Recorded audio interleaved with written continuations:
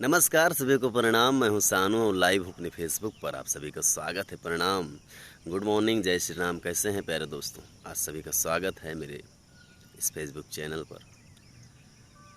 क्यों ऊंचाई पे पहुंचना तो कोई बड़ी बात नहीं है। आज सुबह सुबह एक लाइन आप लोगों को सुनाता हूं अपने फॉर्म पर।